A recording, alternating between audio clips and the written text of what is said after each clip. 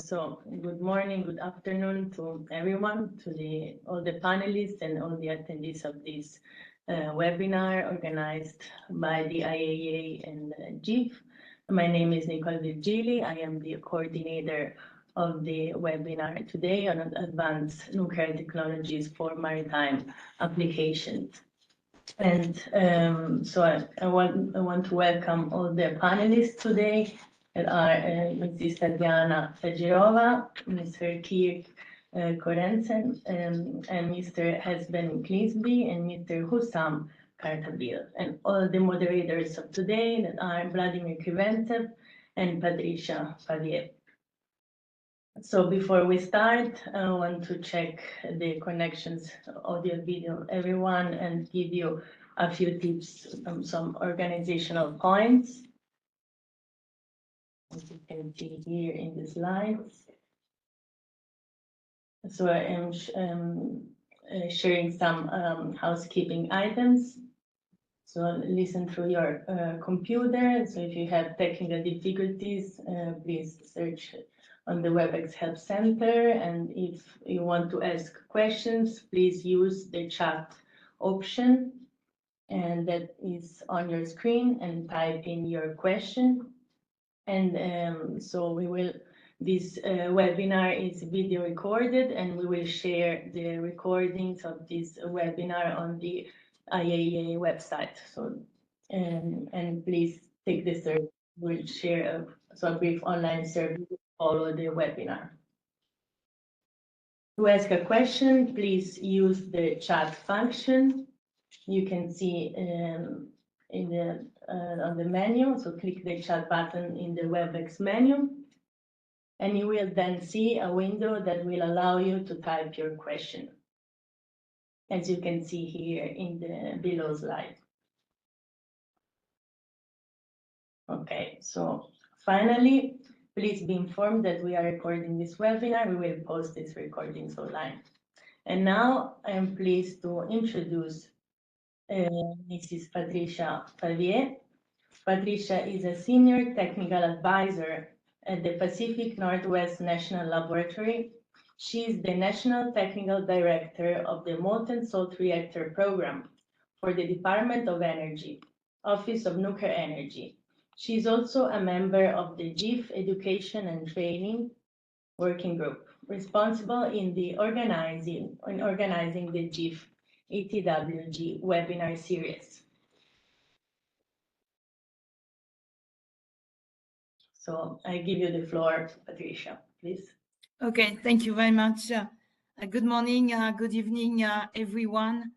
Very happy to have my colleagues with me, Dr. Vladimir Kriventsev, and also all our four panelists. I think it's going to be a very exciting time to talk about nuclear technologies and the applications for maritime. I would like also to tell the audience, when you have a questions, make sure that your question is it addressed to all the panelists, or the question that you have, it's just for one panelist. So I'm asking you in the chat box to write very explicitly if it's for everyone or for just one person in particular. So with us today, like Nicole said, we have Mr. Kirk Sorensen from Flibe Energy, Mr. Esben Klinkby from Saltfoss Energy, Mr. Hussam Khartabil from the IAEA, and Mrs. Tatiana Tagirova from OKBM in Russia. So without any delay, I would like to introduce my co-chair, the moderator, Dr. Vladimir Kriventsev. So if you can show me the slide, thank you so much, Nicole. Good morning, Vladimir. So it's our second one. Huh? Last year we had one already together, and this year this is the IAEA who is organizing. You know, we're switching. 1 year it's GIF, 1 year it's the IAEA. So Vladimir and Nicole have the pressure. Vladimir Kriventsev is the team leader of the fast reactor technology development team at the International Atomic Energy Agency, and he serves as the scientific secretary for the IAEA's activities in fast reactor technology, such as coordinated research projects, education and training workshops, international conference, and others. He has more than 40 years of experience in nuclear engineering and fast reactor technology. You have the list of all the different institutes here. He earned his PhD from Omnix Institute of Nuclear Engineering in 1994, and he's also got his PhD from the Tokyo Institute of Technology in 1999. So Doctor Engineering from Tokyo Institute of Technology. So without any delay, I give you the floor, Vladimir. Again, very happy to be here with everyone today. Thank you very much, Patricia. Thank you. It's you are a great expert in conducting webinars. We learn a lot from you, and we try to copy to make it similar. I hope it will be also okay, this tradition. And let me introduce now our first speaker, who is Tatiana Tagirova. Tatiana has been working in Africana of OKBM, which is a Rosatom company that is a chief designer of reactors for nuclear icebreakers and floating power plants, plant academic Lomonosov. It's not like Tatiana is a chief designer, it's organization OKBM is a chief designer. And Tatiana works there, and she is focused on the issues related to the deployment of floating power units in Russia and in other countries. She also contributes to the several international activities, such as the IAEA activity on the design of the IAEA safeguards approaches for SMRs, and the study into the possibility of taking into account the potential application of safeguards in designing SMRs. And also she contributes to the white paper which will be published by World Nuclear Association with title Facilitation Global Deployment of Floating Nuclear Power Plants. Now, Tatiana, its floor is yours. Please go ahead with your presentation. You have 15 minutes.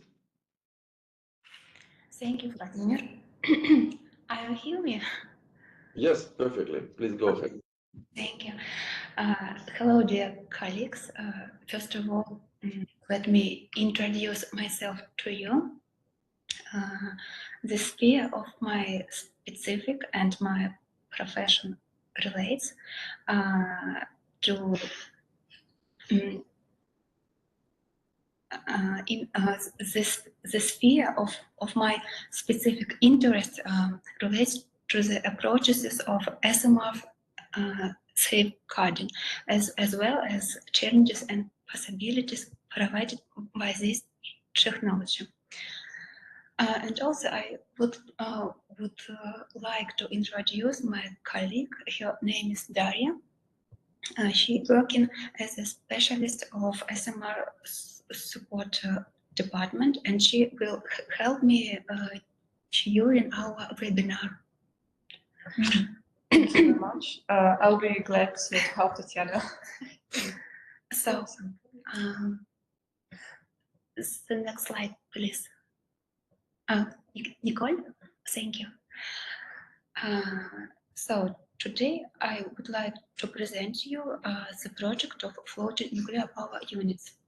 In my presentation, I will focus on status of the Russian rhythm technology development and deployment. To begin with, here are some words about my company. African OKBM is a major research and production center of the Rosatom State Corporation. It was established 27th of December 1945. Next slide, please. Thank you. Now the entire nuclear icebreakers fleet of Russia is operated with reactor installations developed by African OKBM. Next slide, please.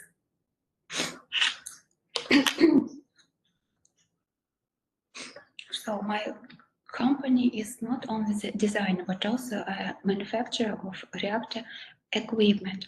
So we have a lot of experience related to research and development, production and putting into operation of reactors. Next slide, please.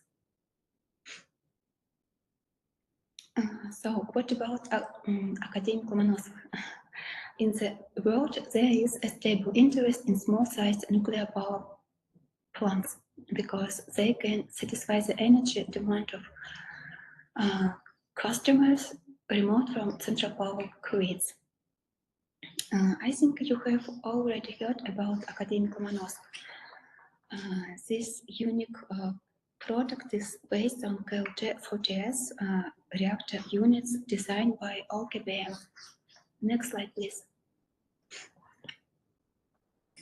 It was put into commercial operation in May 2020, and its first nuclear refueling was completed in 2024.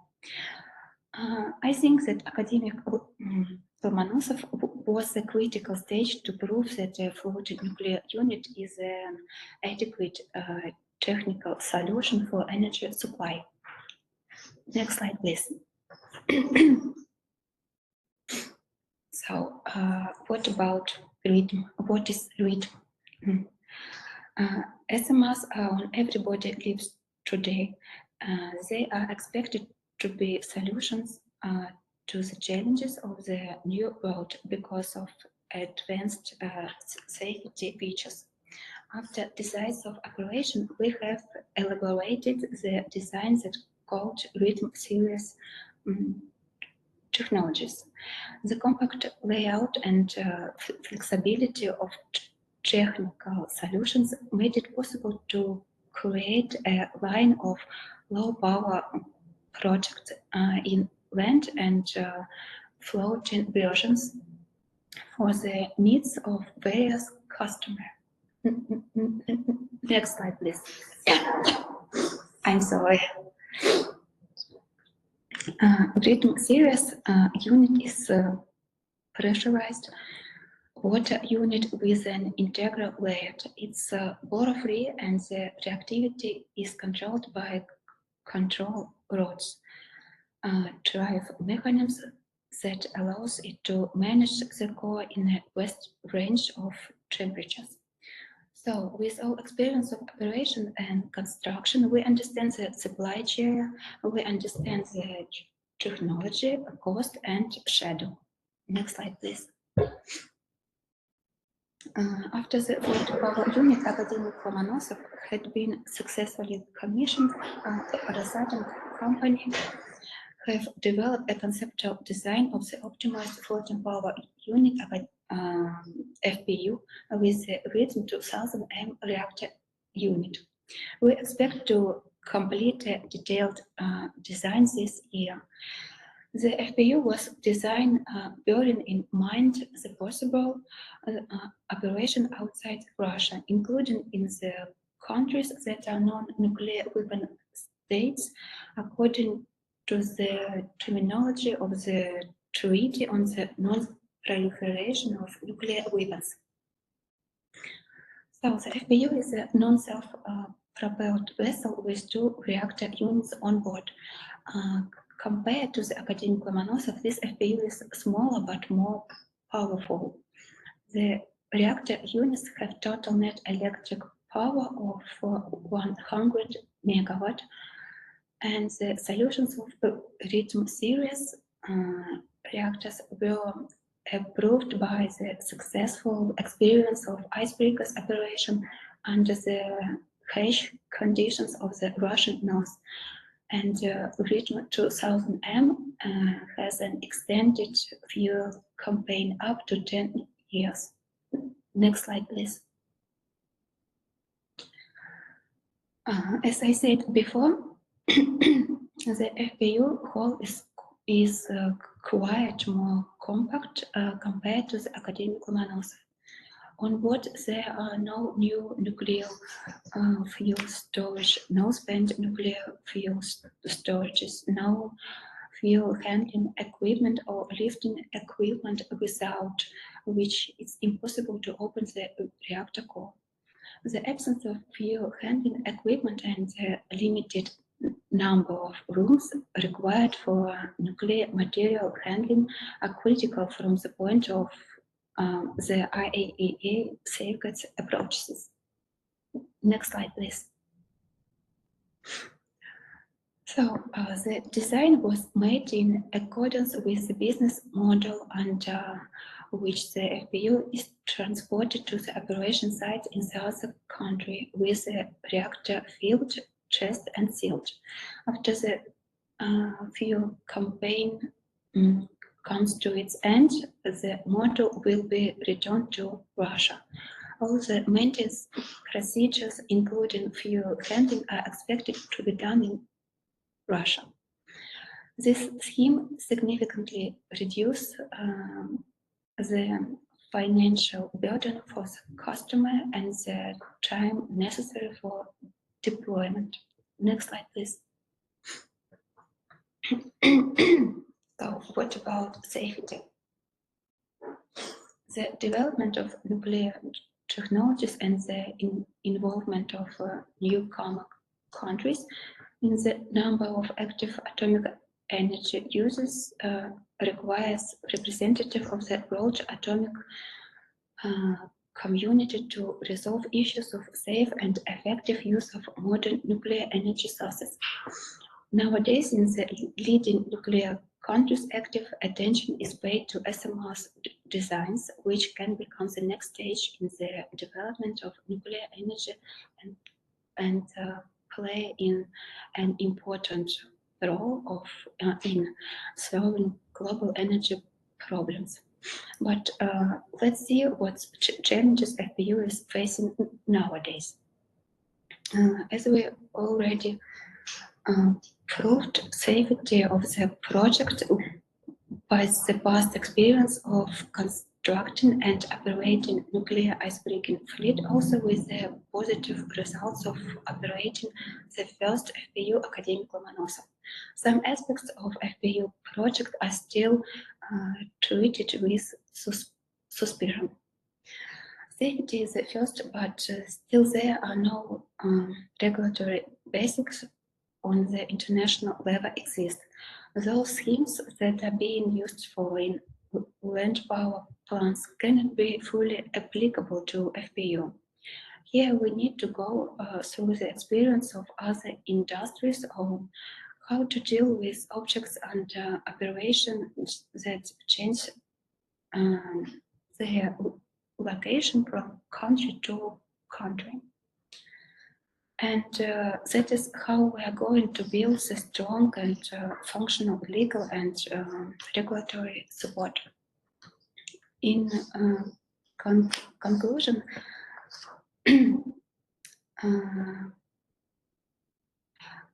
nuclear floating power units can become the basis for power systems development of isolated areas. It can be used in hybrid power systems together with, for example, gas, solar energy sources, and the widespread use of nuclear floating power units can lead to reduction in CO2 emissions. Next slide, please. So, wrapping up my presentation, I just want to emphasize that innovative technologies provide not only challenges but also new possibilities to make a world better and safer place. That's all. Thank you for your attention.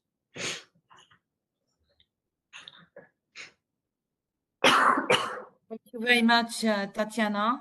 It was a very interesting presentation. I think it's best because of the constraint of times to have all the questions asked at the end of the 4 presentations. So I'm going to continue with our next speakers today. So if you can show me the slides. Thank you very much, Nicole. Our next speaker today is Dr. Kirk Sorensen from Flibe Energy from the United States. He's the founder of Flibe Energy, where he leads reactor development efforts as president and chief technologist. During his decades at NASA's Marshall Space Flight Center, Dr. Sorensen learned about the molten salt reactor technology developed at Oak Ridge National Lab in the 50s and in the 60s, and he has been a public proponent and educator about the benefits of the technology since.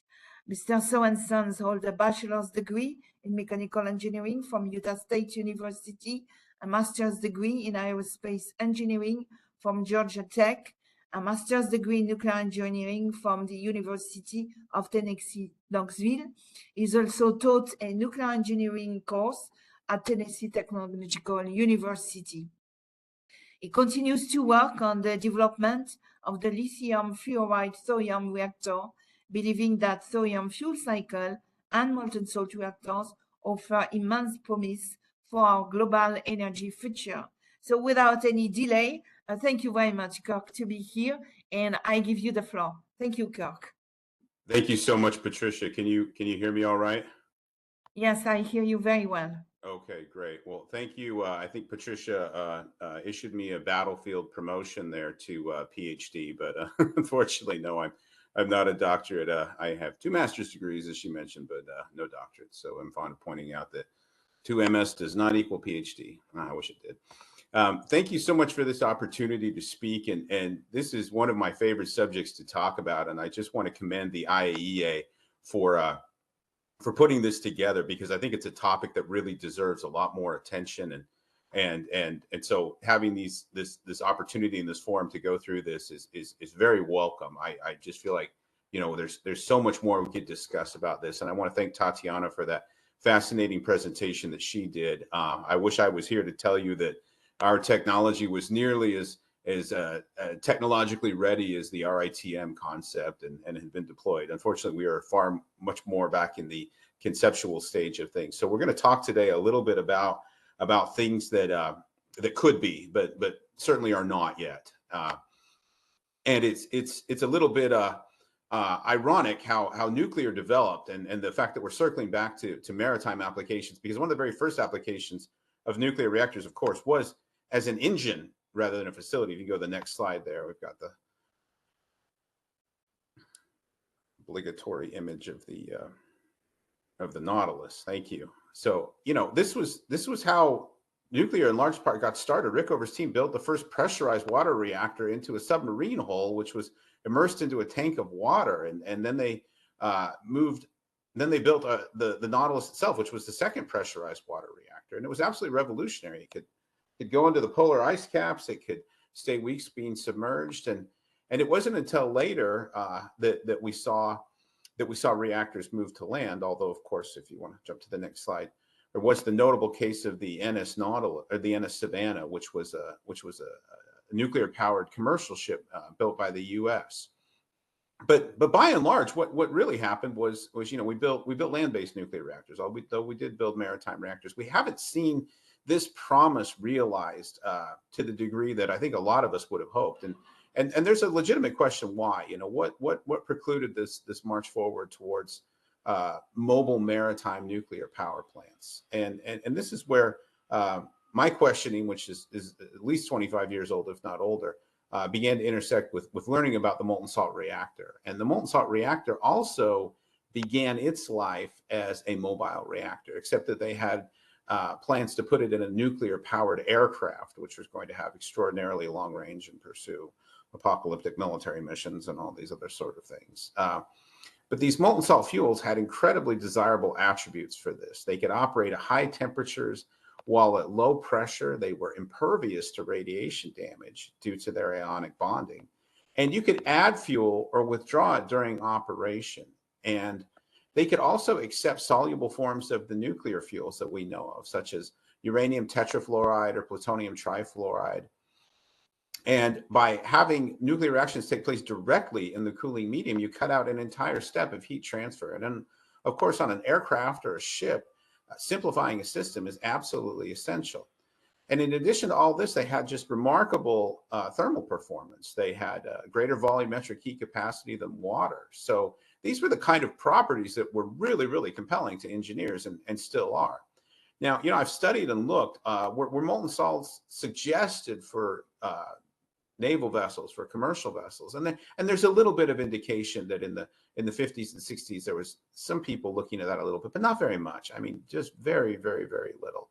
So this kind of bothered me, and I wondered why weren't people looking at this? And there was another attribute that they had that was really compelling overall, and that was the fact that xenon gas, which is of course a strong nuclear poison that's formed in fission, is not soluble in this fluoride salt medium. It just comes out like carbonation might come out of a soda beverage.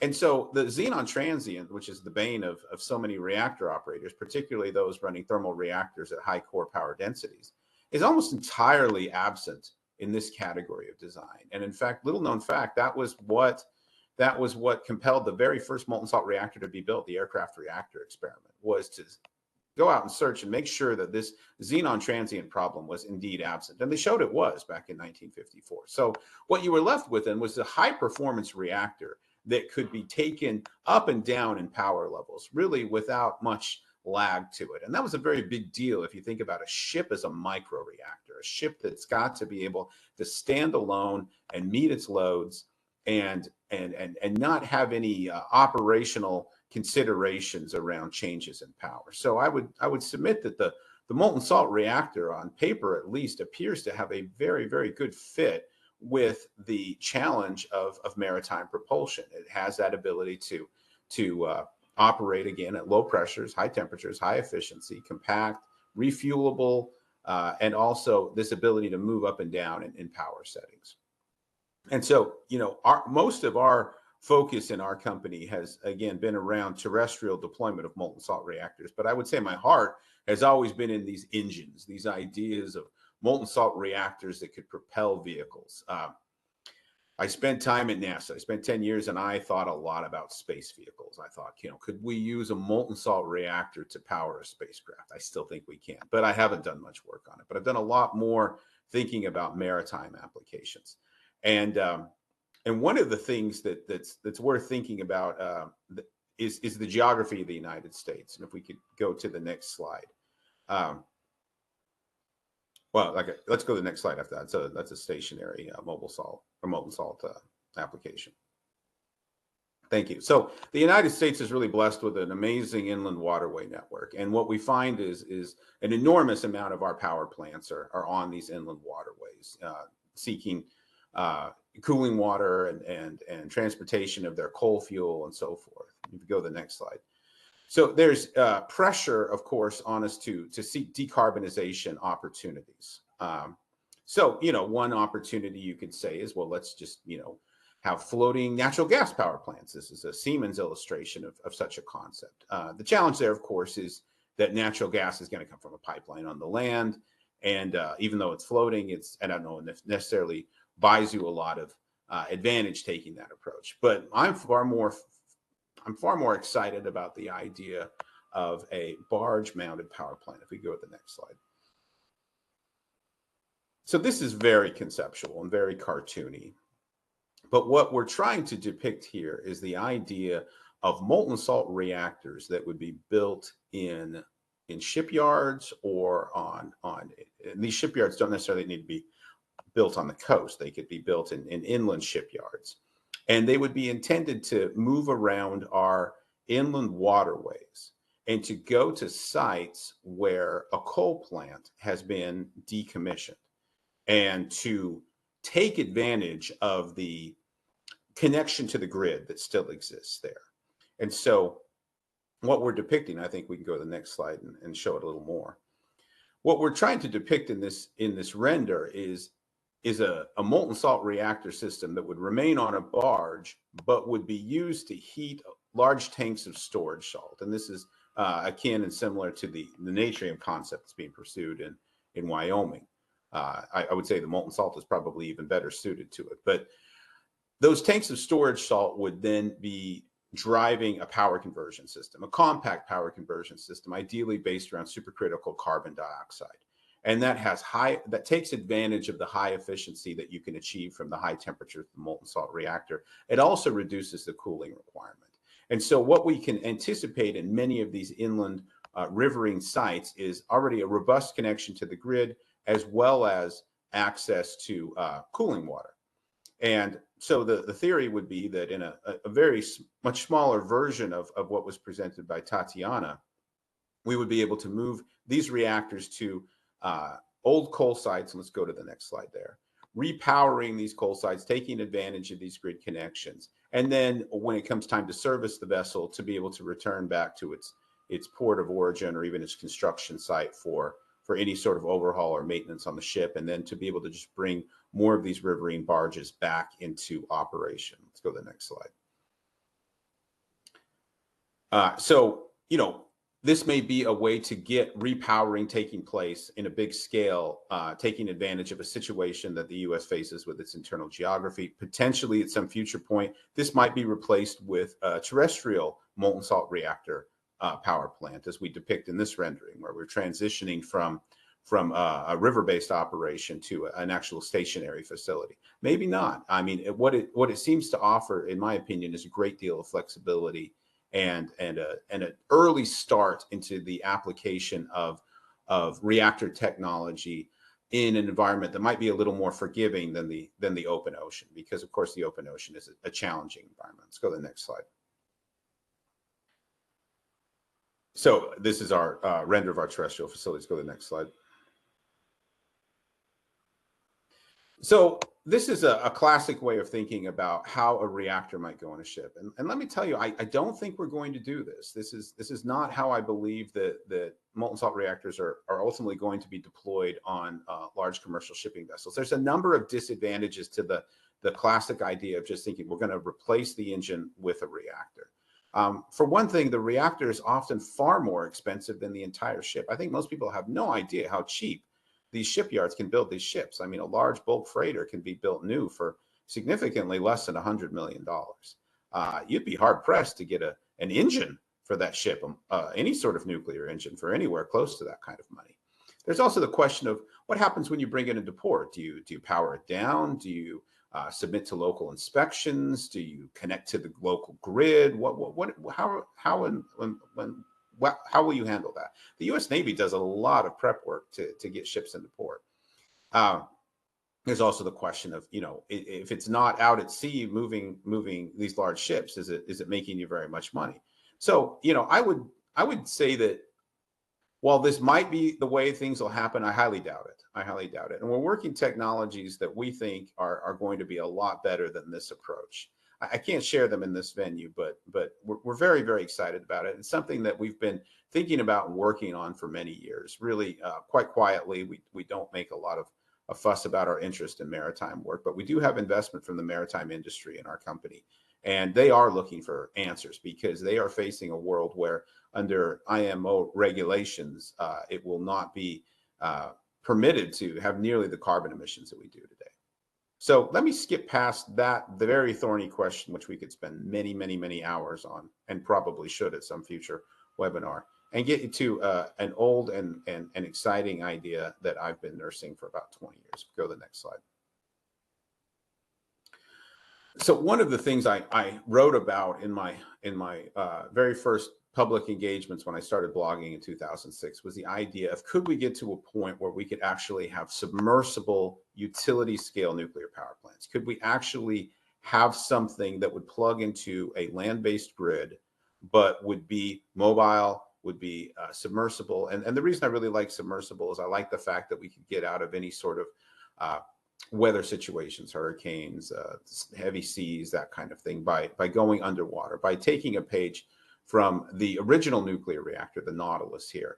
And so this is a very crude depiction of the idea of a submarine that would connect in relatively shallow water, probably less than 50 meters, to some type of underwater node where it would be connected by DC line to the ground.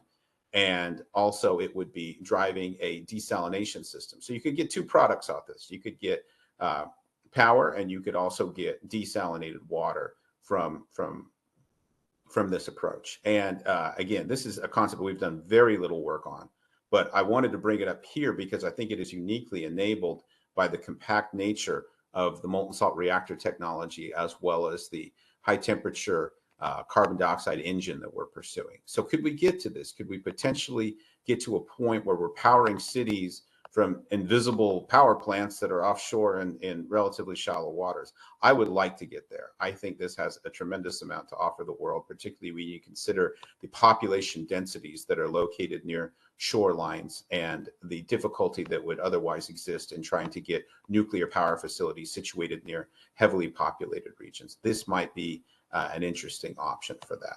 So I think that concludes my presentation, and I will go to the next slide. I believe that's the concluding slide.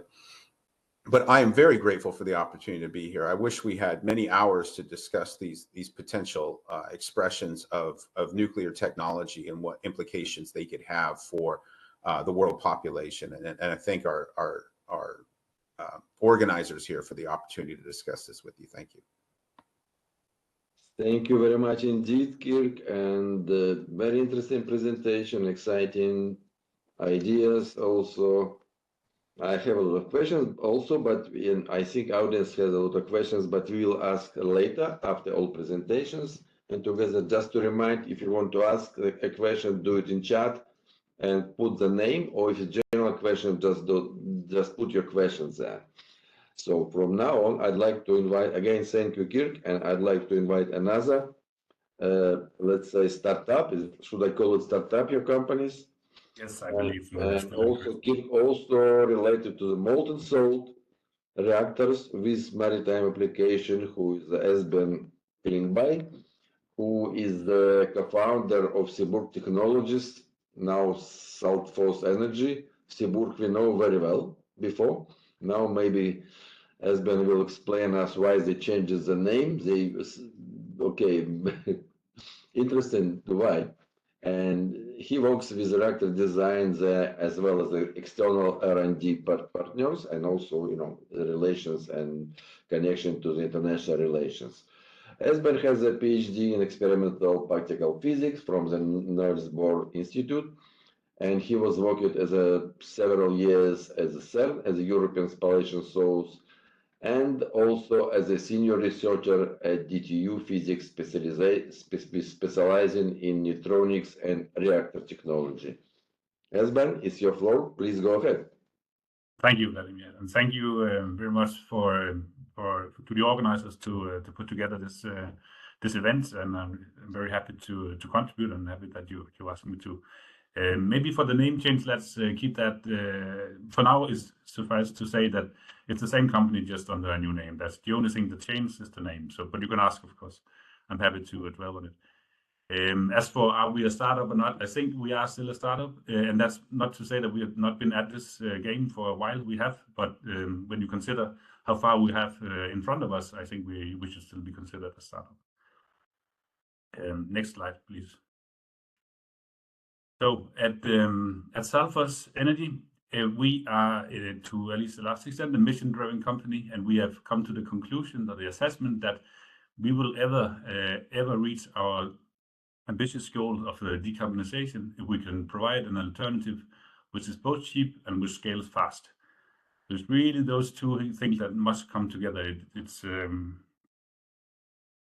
In order to actually do, to make an impact, you need not just to build one reactor, you need to build many. In order to do that, they need to be cheap, and you need to be able to do it fast. So those two things go hand in hand in our assessment. And of course, nuclear energy is a key part of that solution. If you click on, that should be so, yeah. So, as we are in our assessment, what we really just in front of is trying to evoke a paradigm shift in how we think about nuclear energy. I'll try to explain a little bit what I mean by that in this short presentation.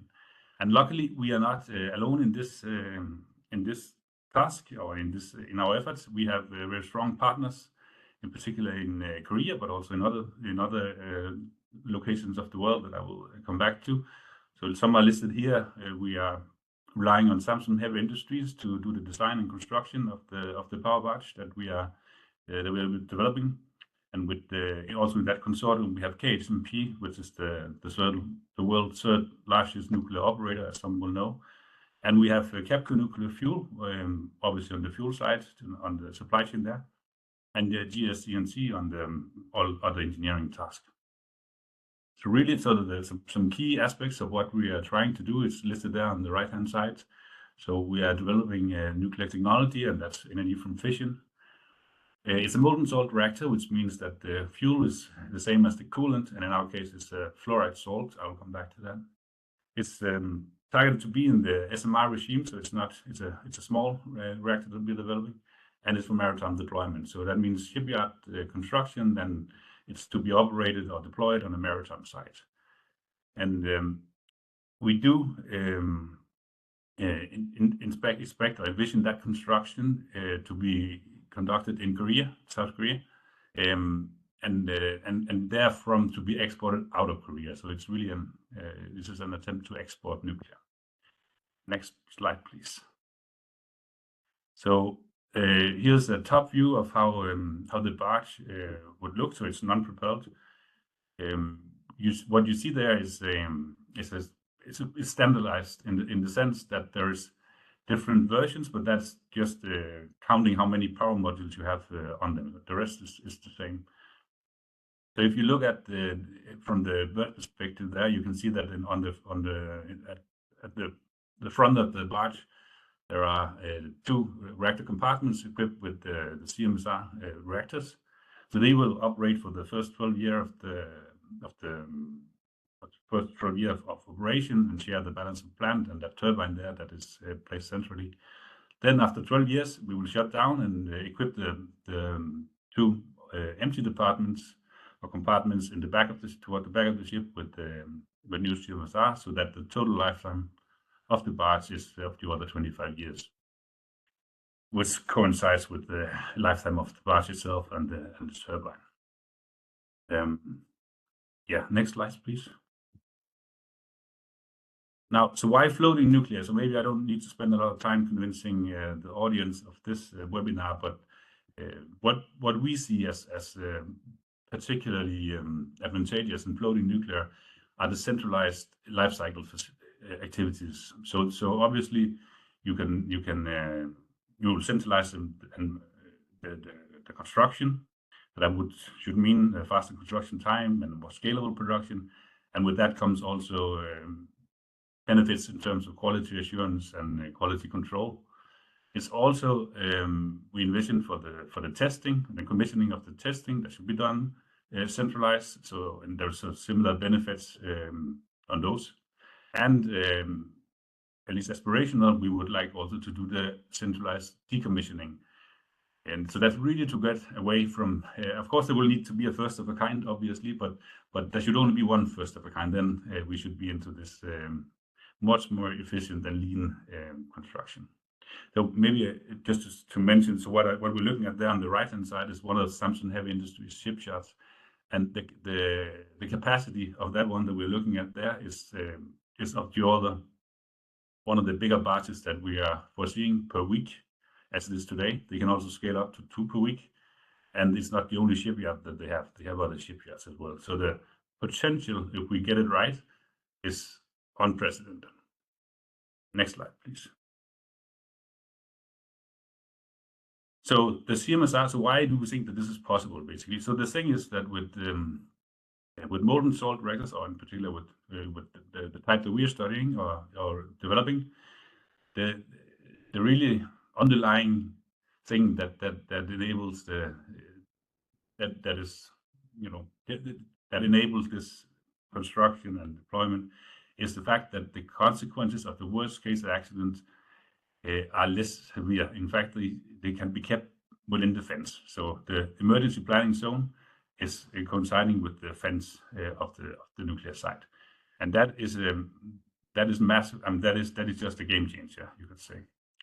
But once this is realized by the public, we believe that the public opinion should be favorable. I mean, living neighboring to a plant which has this safety profile is no different from living neighboring to other industries. There is no danger to the public.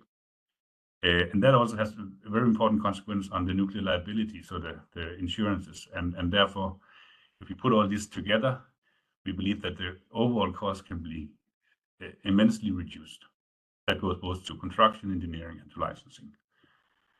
And I don't need to remind you, or maybe I do, I will anyway, that this technology of the molten salt reactor was, and Kirk already mentioned that this is not a new technology as such. It was developed in the 50s and 60s in the US.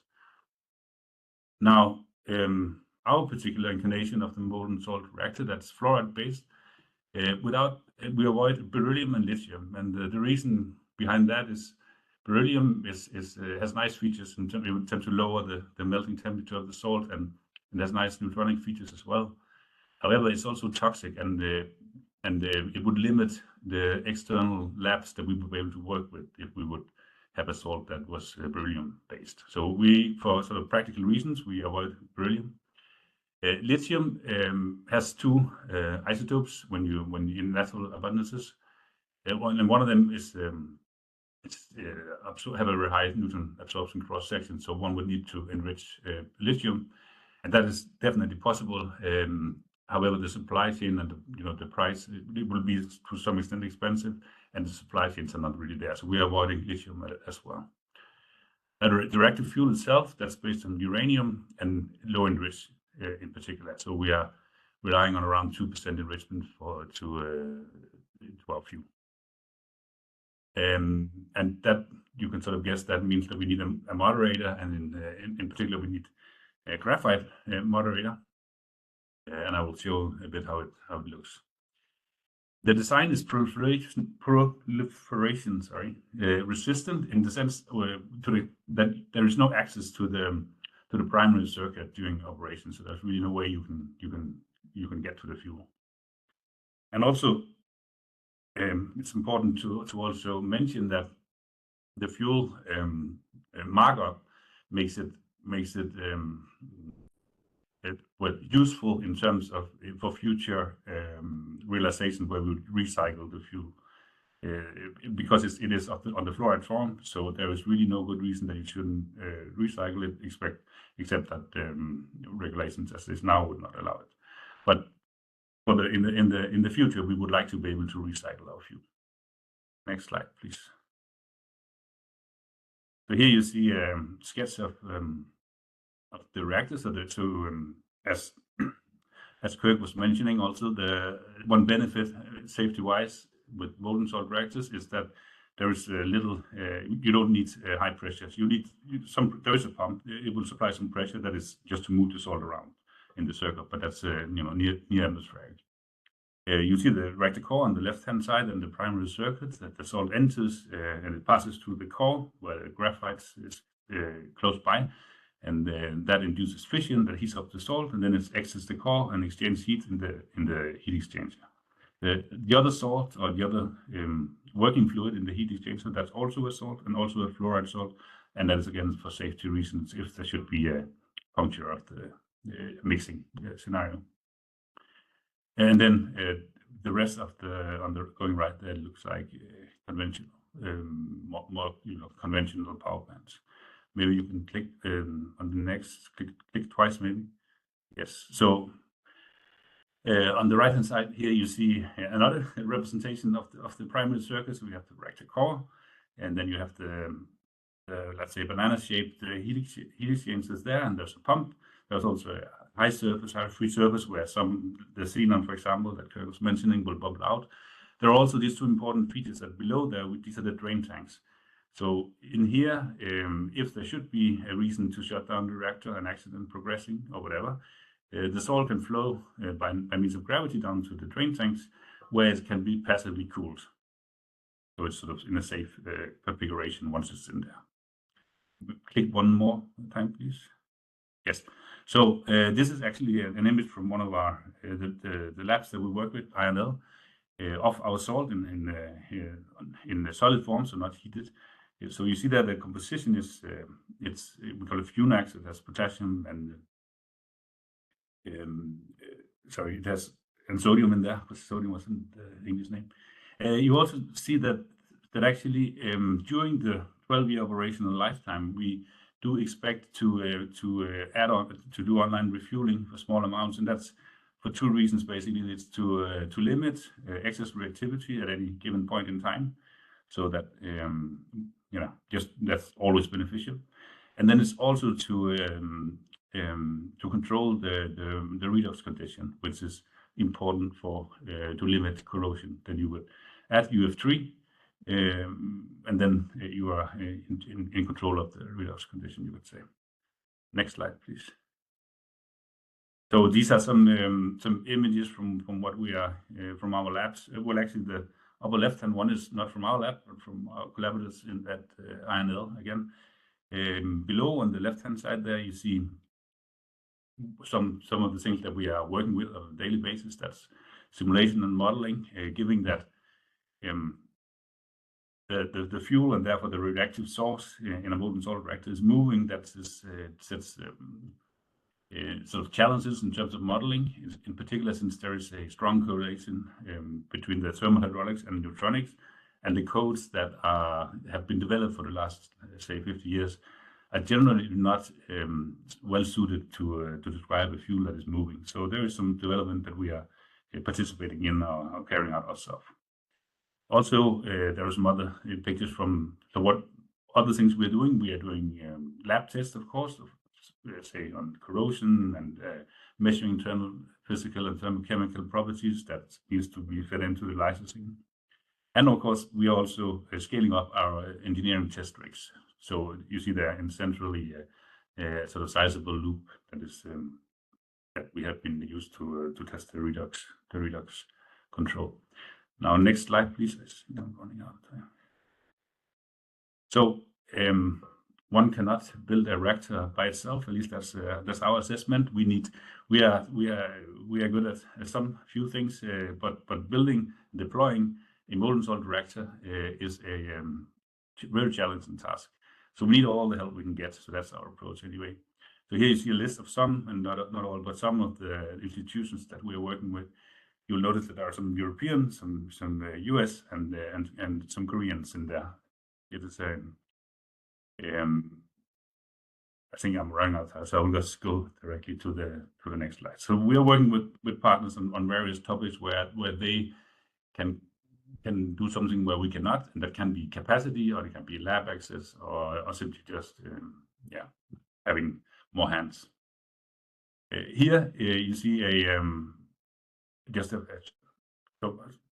short version of how we see the future. So right now we are full speed ahead on the technical development. The stage is now that we have finished our conceptual design and it's working towards the basic design. In the meantime, we're also engaging with licensing, and that's, of course, since this is maritime applications, so we have two legs in the licensing. We both need the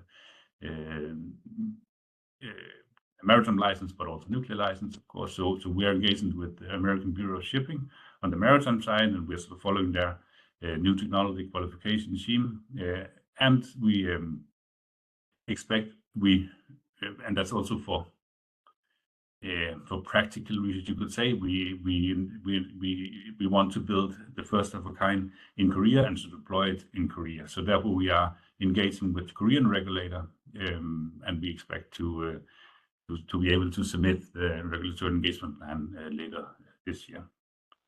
If you click one more, then you can see the sort of dream. Let's see. As mentioned in the beginning, it's very important for us that the scalability part is key.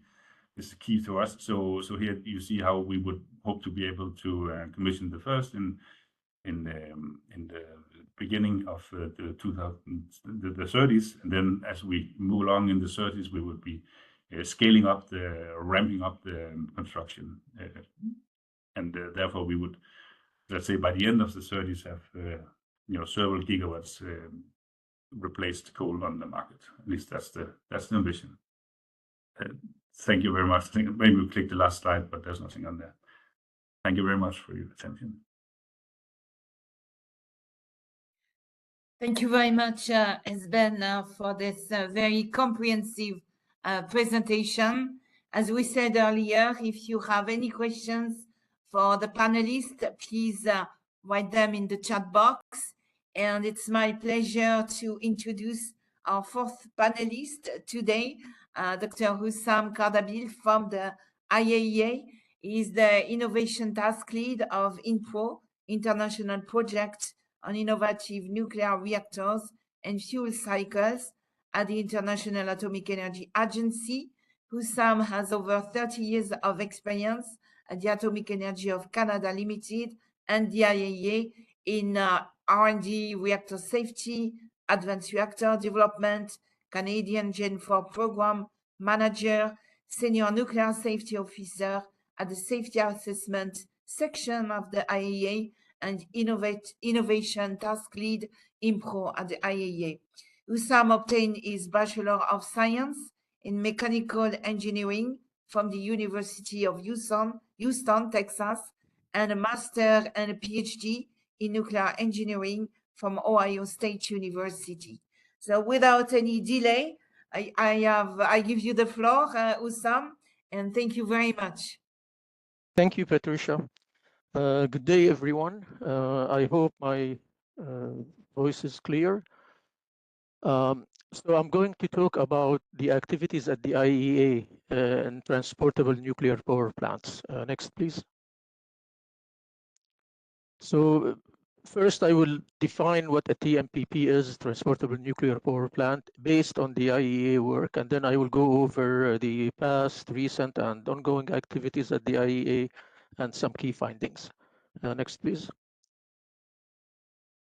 So we are using this definition that comes from an early IAEA publication that was looking at the legal and institutional issues. So this presentation will not really be about the technology. It's more about these issues that could affect the deployment of TMPPs. So the definition of a TMPP has these elements in it. It's factory manufactured and it can be transported. It can be transported with or without fuel. And if it has fuel, it's tested and then commissioned, which means the reactor will have slightly irradiated fuel at the beginning. It could have the balance of plant, or it could be without the balance of plant. So the balance of plant could be located at the deployment site. Now, if it's fueled and tested, it will have to contain something. It will have to have some systems that would monitor the reactor, because it's going to be in a shutdown condition, keep it in a safe state, keep it shut down, provide cooling to the fuel, and so on. Now, the TMPP can be transported on land or on sea, the selected site, and the site could be in the country that manufactured the TMPP or another country. It does not operate during transport, so this is not a nuclear powered ship. It's only it's transported in a shutdown condition, and then it will operate at the deployment side. At the end of the design life of the reactor, it's returned to the factory for decommissioning. Next, please. So the first activity, the publication that I showed earlier, it looked at several options, but all of them are export deployment. It's not about national deployment, it's an international deployment. So we looked at the factory fueled and tested case. We looked at the reactor without fuel. We looked at two scenarios where the supplier state operates or the host state operates. And not surprisingly, we found that the factory fuel TMPP is the one that provides or results in the in challenges when it comes to legal and institutional issues. And when we look at legal and institutional issues, we are really looking at a legal framework that is needed for a safe and responsible operation of the reactor. So we look at safety, security, safeguards, and liability. So like I said, it's not surprising that the factory fueled option is the challenging one. and that resulted in the initiation of a second study on factory-fueled TMPPs. Next, please. Now, just to illustrate the challenges, we compare a conventional nuclear power plant deployment to a factory-fueled TMPP. Now, to do this, we came up with this term, transportable nuclear module, instead of TMPP, and this is to account for the scenarios where the reactor is connected to the balance of plant, or if it doesn't have balance of plant during transport. And I will show examples of those later. So a TNM would be factory fueled and commissioned. It could be an SMR or a microreactor, and it can be transported as a complete or near complete system. So that means it could have everything that is needed to produce the final energy product, usually the turbine generator set, to produce electricity, or it could be just the reactor core with, depending on the design, whatever is needed to allow safe transport in a shutdown condition. So in a conventional land-based nuclear reactor, everything is done in the country that operates the reactor. The design could be done by somebody else, but then the construction, the fueling, the refueling, the operation, and the decommissioning all happens in one country. Now, if a TNM is being exported, then we have two countries now. We have a supplier country, a supplier state, and the host state. And now we will have two legal frameworks. So it's important that these two legal frameworks coordinate things to define who is responsible for what when it comes to the 4 areas that I mentioned before: the safety, security, safeguards, and liability at various stages of the construction and deployment of the plant. So you can see here that the design, construction, and the fueling happens in the supplier state, and then it gets sent to the host state. Now, the host state is going to prepare the site to receive the TNM. The site could contain maybe the turbine generator sets or anything that would make it possible to use the energy from the reactor, or it could be a complete system. It operates, and then if it's time to refuel, it's sent back to the supplier state for refueling, and the cycle continues until the end of life of the TMPP, in which case the TNM, the part that contains the fuel, is sent back to the supplier state for decommissioning. And the host state only has to decommission the operating site, but which will not be as challenging as if it's decommissioning a reactor with spent fuel. Next, please. So now these are the deployment scenarios that were considered in the studies. I'm not going to go through each picture here, but they all have the same life cycle stages, basically. So we can see the supplier state on the top of each sketch. We looked at 3 different reactors. We looked at a land-based reactor. Land-based means it gets deployed on land, but it can be transported on both land and water, depending on the location of the supplier state and the host state. So in the most general case, it gets transported by sea and then by land to the operating site. We looked at the floating reactor, so this would be something similar to the academic Lomonosov that was presented earlier. And we also looked at an immersed TNM. And I believe the last slide that Kirk showed an example of an immersed. It was called submerged, but it's basically the same concept. And then the life cycle stages are similar to the ones I showed before. Now, there is no time to go through all of the analysis that was done in the 4 different areas. So I'm just going to show an example of a gap in the international legal instruments, and this has to do with transport. So the main document that deals with transport of radioactive material is the IAEA regulations for the safe transport of radioactive material, SSR 6. Now, these regulations are adopted by the UN, and It's incorporated into the so-called UN Orange Book that includes dangerous goods transports, classes 1 to 9. I believe nuclear is class 7.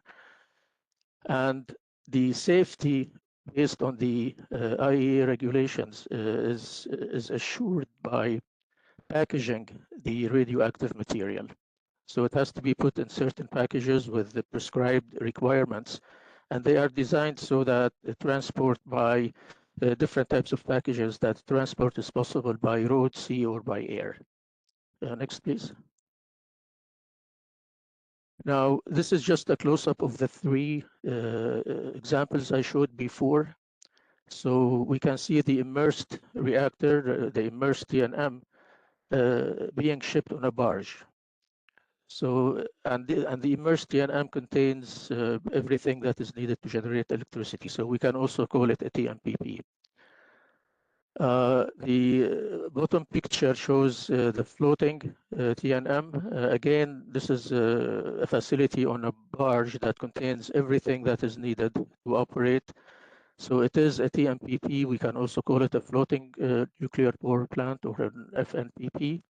The land-based one is most likely to be just the reactor, since it's going to be transported by land also to get to the operating site. And it's going to be physically smaller than the other two reactors. Next, please. So now we can see where the issue is. So using the packages specified in the IAEA safety regulations is really not feasible, especially for a large size TNM or TMPP. So you can imagine if something as big as the academic Lomonosov is going to be put in a package and transported. This is not really possible, and packaging has lots of requirements, testing requirements, things like drop tests and immersed tests and things that are not really feasible with a large complete reactor system. It may be possible with the reactor itself that contains the irradiated fuel, but we haven't really seen any examples of that, and it might be feasible with maybe a microreactor. The picture with the truck gives you an idea about the size of an SMR or a microreactor that can be transported on rail, but the packaging could be an issue here. So this is really, this may not be feasible. The other issue is transporting by sea. So we mentioned the packaging issue, but there is also the means of transport. So the International Maritime Organization has instruments that deal with the transport of nuclear material, and there is the so-called INF code. So this is a code for the design of ships that are carrying these radioactive materials. So not only does the reactor have to be packaged according to SSR 6, but the means of transport has to be compliant with the INF code.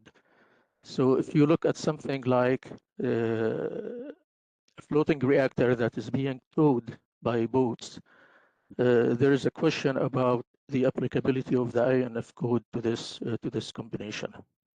Next, please. Next, please. Yep. Okay, now this is the slide before the last. So this is just an example of other activities that deal with all of these core areas of the legal framework, the international legal framework. So we had a symposium that some of you might have attended 2 years ago. We have the Nuclear Harmonization and Standardization Initiative that is something designed to facilitate the deployment of SMRs in general, and it would be useful for transportable nuclear power plants. There is the Advanced Reactors Information System that provides information about reactor types, including transportable reactors. There is an activity that was concluded recently about the applicability of the IAEA safety standards to non-cooled water reactors, and it included sections on transportable nuclear power plants. There is an ongoing activity on design, safety, and security considerations for FMPPs. The Transport Safety Standards Committee at the IAEA created a working group on TNPPs, and there is also work related to safety, security, safeguards by design. Next, please. So just some key findings. So as you can see from the previous slides, the international legal framework has limited applicability because of the TNM unique feature. Again, recall TNM here means a reactor that has radiated nuclear material in the core. And since it's implemented under two legal frameworks, one for the supplier state and one for the host states, there needs to be close cooperation between the two. Now, some of the gaps can be covered by having appropriate intergovernmental agreements between the supplier and the host state, and possibly other states that, let's say, transit states where the reactor might go through. So there needs to be some thinking about who is going to be responsible for what and how the reactor is going to be deployed. Now, if we have this situation where a country exports a TMPP to another country, that experience could bring some information that could feed into the international instruments that currently have gaps in them. But of course, the relevant organizations have to be consulted before doing something like that. Now, using the existing legal framework, it might be possible to relocate or transport the TNM, and that depends on the size and the design, but some challenges still remains, and there may be a need for a different approach. And again, the reason is, as compared to transporting radioactive material, this is a facility that is being transported in a shutdown condition. And there is no framework for relocation of large TNMs that cannot be packaged based on the IAEA safety transport requirements. And all of that point to the need for the IAEA and the IMO, the International Maritime Organization, to cooperate so that these gaps can be addressed for transport by sea. Next, please. I think this is the last slide. Thank you. Thank you very much, Hussam. Thank you for your nice presentation and just presented briefly the IAEA view. I'd like also to thank all other speakers, also Tatiana and Daria, also Kirk and Esben for joining this and presenting very interesting, things here, very exciting. And now what we do, we will ask now questions. First, moderators, means Patricia and I will ask questions. We prepared several in advance for you. Also, I prepared during your presentations here. And then we will ask audience to ask questions. We will read those questions from this chat, select selectable questions and reply. Okay, Patricia, maybe you start with question. First, I think we have the next slide announcing the webinar. No, like that, everyone can have a sip of water and relax 2 minutes before we start the Q&A. So I'm happy to announce the next GIF webinar on the 12th of June. We'll have the pleasure to have Mrs. Kaylee Cunningham from Los Alamos National Laboratory and the University of Florida, giving a presentation on modeling uranium dioxide fission gas release thresholds in bison. In July, Professor Liu Chaojing from Shanghai Jiao Tong University of China will present thermal hydraulics of supercritical water reactor. And in September, Dr. Brian van der Ende from the Canadian Nuclear Laboratory will give a talk on 3S interfaces of a pebble bed small modular advanced reactor. So S is for safeguard security and something else. And I saw there's Ben CPT there. Ben, you don't have the floor, but I know you will know the next S. So with that, I think we can start the Q&A. Vladimir, how would you like to proceed? Should I start with one question for Tatiana as an example? I saw a lot of please go ahead. a lot of movement in our Q&A, which is really nice. I love when we have this interaction with the audience. You know, we put these webinars for you. So all the questions you have, you feel free and you ask. So Tatiana, I'm gonna ask with you with the one question. You have several, but just one to start with. And the first one, I'm scrolling down. So Tatiana, we have a lot. Sorry. And I lost you. Okay, let's see. I have it on my phone. Okay, Tatiana, thanks for your presentation. Can you better describe how the refueling procedure is performed?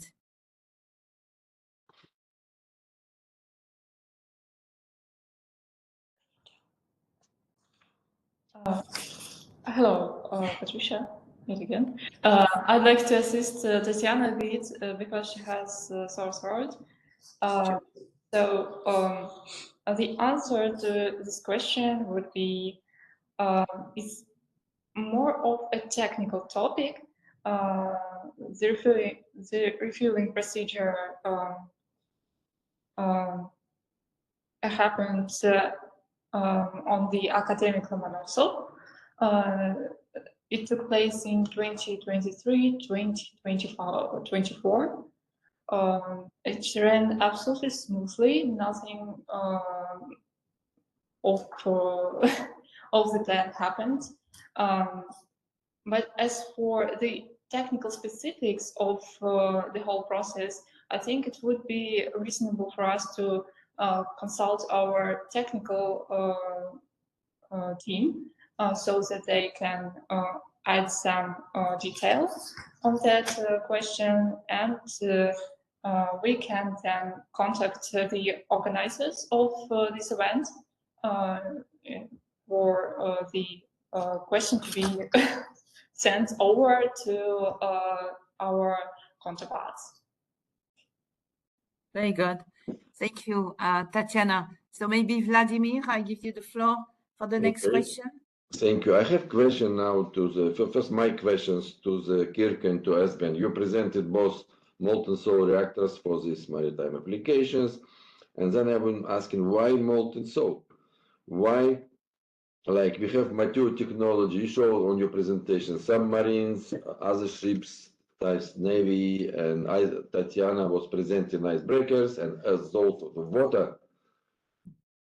PWRs are, like, say, mature technologies that can be used, let's say, immediately and already in use, by the way. Why do we need to change? In other words, for both of you, quickly, main benefits of molten salt and also main challenges of this technology, please. I'll take it if you want.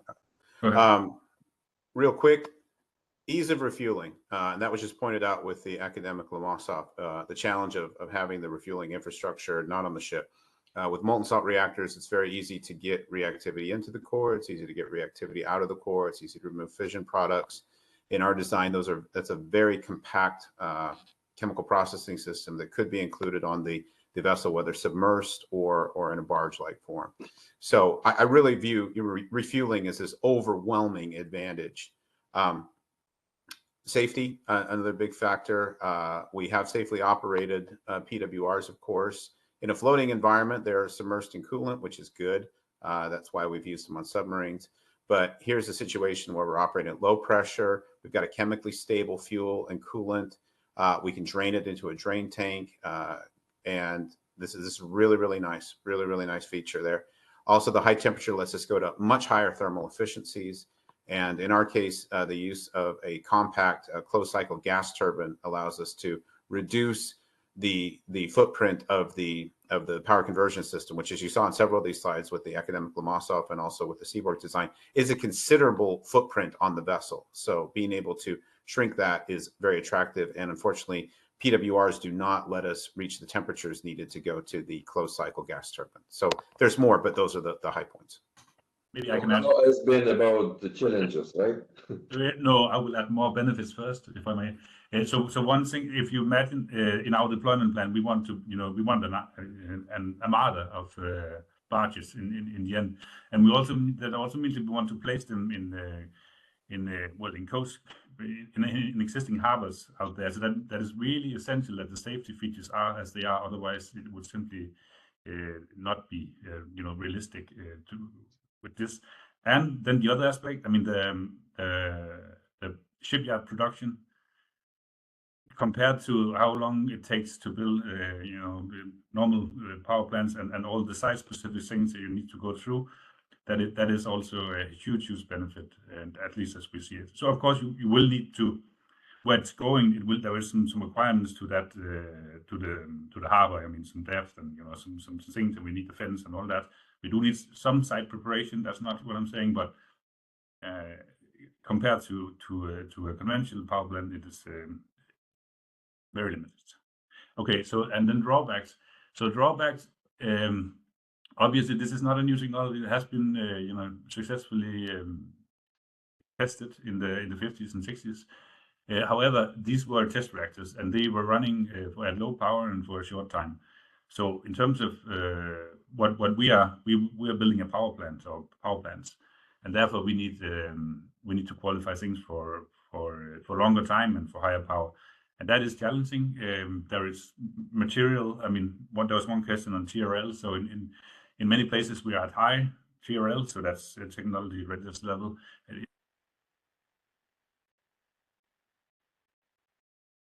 We froze. I think we lost. Yeah, we lost. Yeah. Okay, I think when ensuring the material can sustain, let's say in our case, 12 years of that high temperature, corrosive, and high radiation environment. That is challenging. Okay, thank you. May I ask, Patricia, may I ask a follow-up question quickly about this related both to the technology? So we know that GIF and Patricia will confirm that one of the goals of sustainability means it's using of the fuel as much as possible. And usually for this, it's supposed to use the fast neutron reactors. You both use in your designs, my understanding, at moderators reactors. So, and fast neutron will also allow to longer life of the system or without refueling at all, probably like battery type. Why not fast neutron reactors? Why traditional, let's say, graphite moderated systems? That's easy. I'm sorry, Vladimir, I heard part of it, so maybe I can answer that part. So why not fast spectrum reactors? Right. So for us, well, for me personally, so there's been a lot of government supported, big programs over many years of fast reactors, and yet they're still not in every corner of the world. They've not been deployed. So for us, it's a matter of, that operational experience from the MSRE was very positive for that thermal spectrum reactors. It is, easy to operate, and where for the first one, maybe it's not so important, but looking ahead, that we want to be able to deploy in countries where they don't, where there is perhaps not even nuclear reactors already, or at least not the expertise. We want it to be easy to operate. So that's the main thing. Yeah, and that's worth answering there, Vladimir. You're talking about higher utilization of fuel, and with lithium fluoride thorium reactors, we can have very high fuel utilization because they're breeder reactors. So we can hold reactivity just about flat. So you're focusing on thorium cycles. That's why you also high utilization. Yes, thorium cycle, and that's one of the reasons for the maritime application. Is the idea that if we can have a reactor that has flat reactivity that's breeding internally. You mentioned the fast reactor. I would strongly recommend against maritime use of fast reactors. Fast reactors cannot be built in their most reactive configuration, and immersing them in a fantastic moderator like water, to me, seems to be a recipe for disaster. So I cannot emphasize enough how much I would caution against the use of fast reactors in a maritime environment, for the simple reason they cannot be built in their most reactive configuration. Where molten salt can be made. Molten salt can be made in the most reactive. No. Yes. Any thermal reactor can be made in its most reactive configuration. That's why we have all of our naval reactors are thermal reactors, and these molten salt reactors are also thermal reactors. So they can be built with the proverbial marble at the bottom of the bowl, so to speak. But fast reactors simply cannot. So yeah, let's stick with thermal for safety. So then thorium And we can is a solution for sustainability, right? I'm not sure. Okay, thank you. Patricia? Thank you very much. So next question to Hussam. What are the main regulatory security challenges to deploy this design to newcomer countries? Only the security challenges? Well, it depends really on the country. I mean, there are conventions that deal with security, and usually most IAEA member states are party to these conventions. There are guidelines on how to deal with things. It is possible to secure the reactor while it's operating on site. There are questions about transport, who's going to be responsible for security during transport, and it's more likely it will be the supplier state, so they have to make arrangements for security. I don't think security is really a huge issue. This is one of the things that can be agreed between the supplier state and the host state through an agreement. Who is going to be responsible for security at what stage? There are some practical things that have to be taken into consideration. If the reactor is deployed on water, then you have to worry about certain security events that have to do with that location. And this can be done. It's just that something that experts have to work on and make sure that they can do it. If the question is also about safeguards, this could be a bit more challenging, but the safeguards will happen anyway. It's just a matter of at what cost. And this is why the IAEA is looking at safeguards by design for transportable nuclear power plants to develop approaches and so on. So these I don't see these as like huge issues. Even none of the other issues are that insurmountable. It's just a matter of agreeing on what to do in an export situation. Who is going to be responsible for what? We don't have experience with that sort of thing, and all of these international instruments did not take these scenarios into consideration when the instruments were developed. They were developed with the existing reactors in mind. So the main point is that some work has to be done to make it possible to deploy these technologies. Yeah, thank you very much, Hussam. Vladimir? Okay, thank you. I have a question to Esben now also.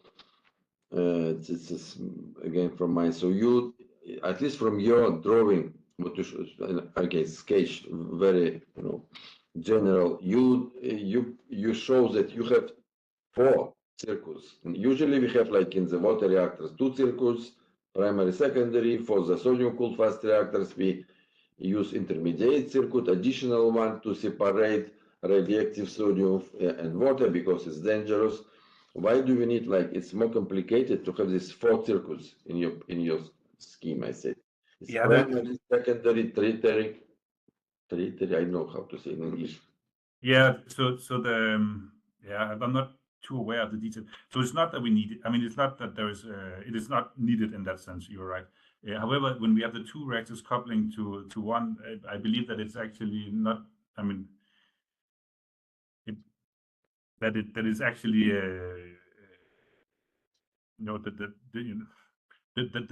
the easier way to couple to the turbine. But what is the danger? What is the danger if you have this molten salt, your type, without lithium or whatever? And no, but it's not a safety. It's not for safety reasons. It's for engineering. It's not safety. You're right. I mean, for safety, you might as well ask me to come in a year and I presented the same, but without that circuit. It's not a safety. Okay, thank you. And Patricia? Next question for Tatiana. Tatiana, it's more a technical question. Thank you very much for your comprehensive presentation. This is from Anzelika Kapaskaya, and she's my, I will say, together we're putting a MSR workshop very soon at the IAEA, 21st to 25th of July. So I plan the seat for those of you who would like to participate. But the question is about what burn-up do you expect for RITM 200?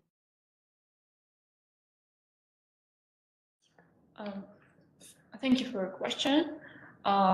It's a very important topic for us to cover.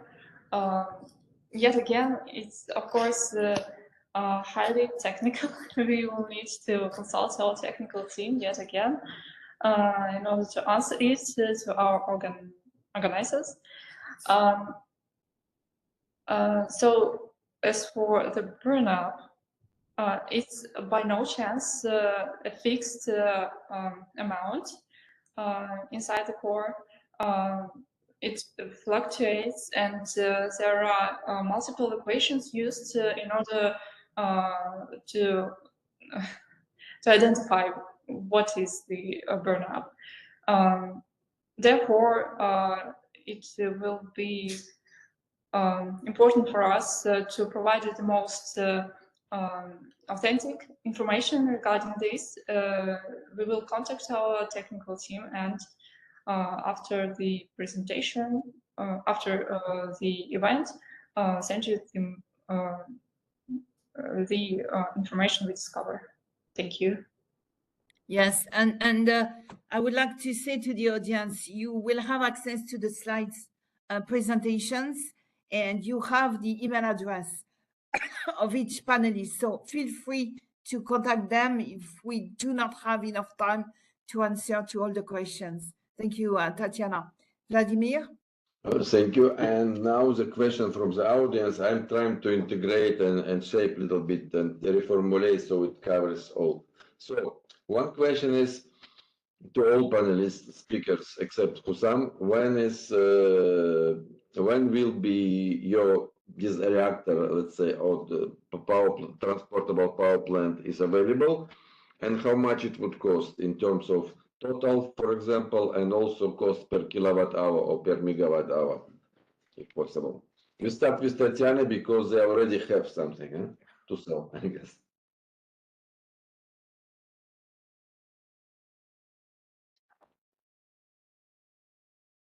Tatiana, Daria, how much can we order now? Written 400, okay, whatever, written 100, and how much it would cost, and how much your estimation of how much it would cost per kilowatt hour in long term?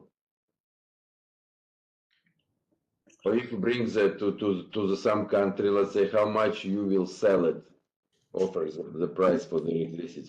Many apologies, we just didn't figure out the question. If I want to buy now, how much should I pay? How long it will take to deliver your transportable unit, and how much would be the cost of the kilowatt hour of electricity? Thank you. Now we got it. As for the costs, unfortunately, we are not authorized to disclose this information.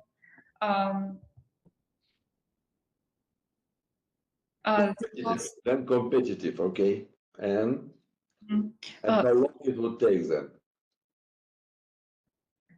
to deliver? Sorry, how long it would take if we order now? How long it would take to deliver the transportable power unit to the country? Let's say, I don't know, even within Russia or within, let's say, from Russia to any other country. How much time it will take to build reactor and to deliver to the? So as for the time frames, it should take about 2 months or more regarding transportation. But it, of course, depends on the case and on the counterparts, on the country we would like to provide our FPU to. You mean this physical transportation from Russia to some country, I would say, who is ordering. But to build the reactor, let's say we sign the contract, and how long time it takes to build the reactor? Yeah, the construction of your reactor. How long does it take, Tatiana? Is it a year? Is it 2 years? Is it 6 months? Is it 10 years?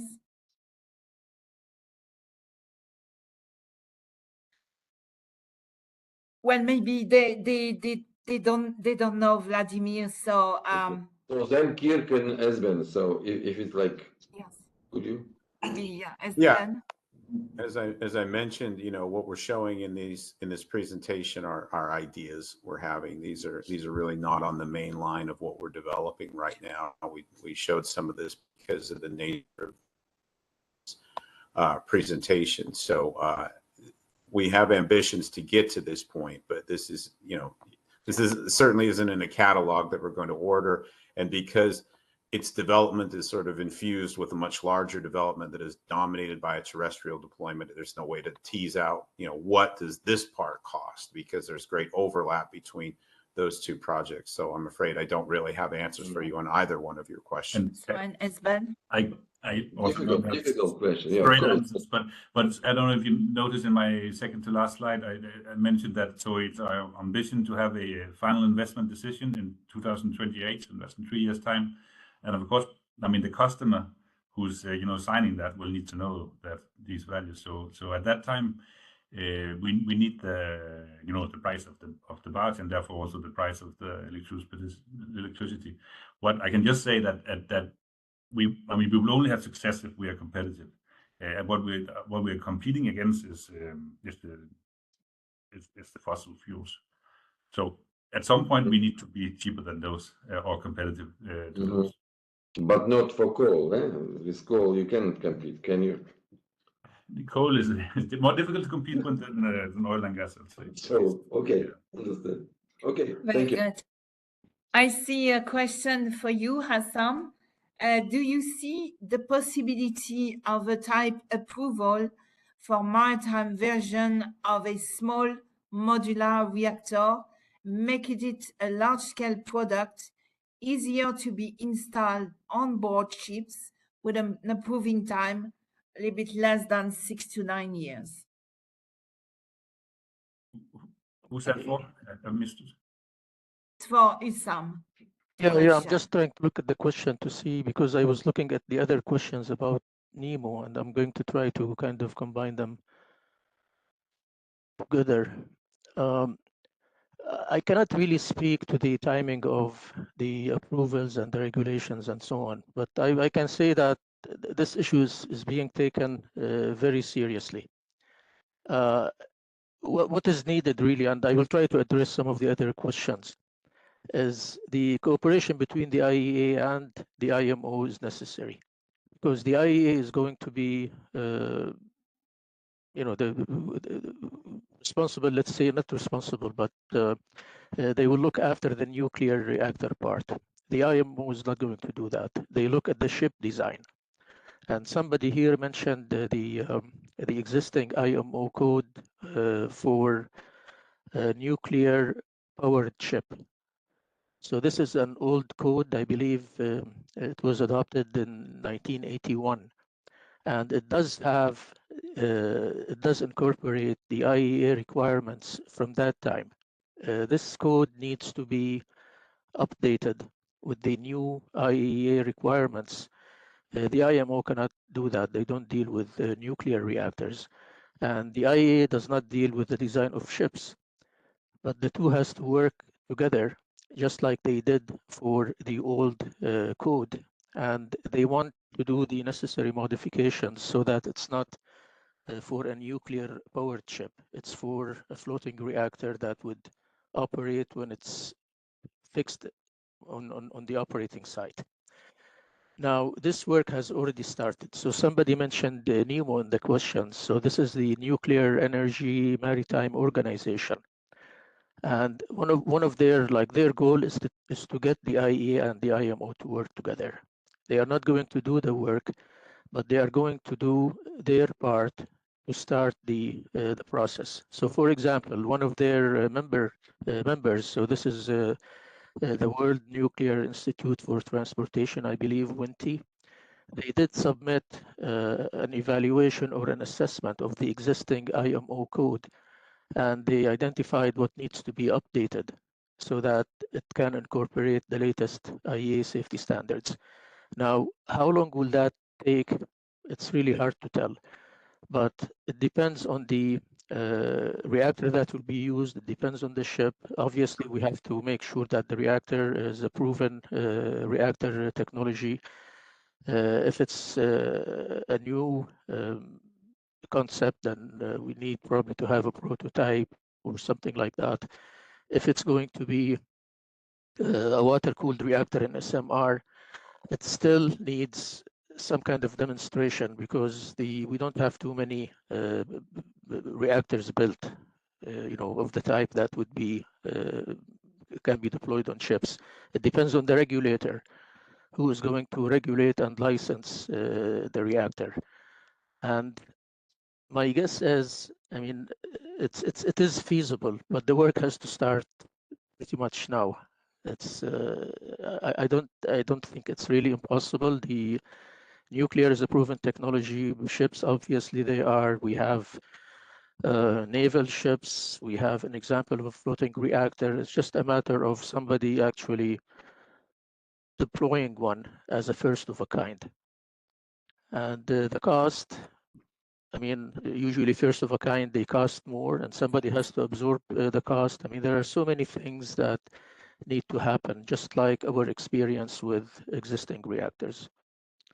So I hope this answers the question, or maybe several questions. But So Esben would like to say something.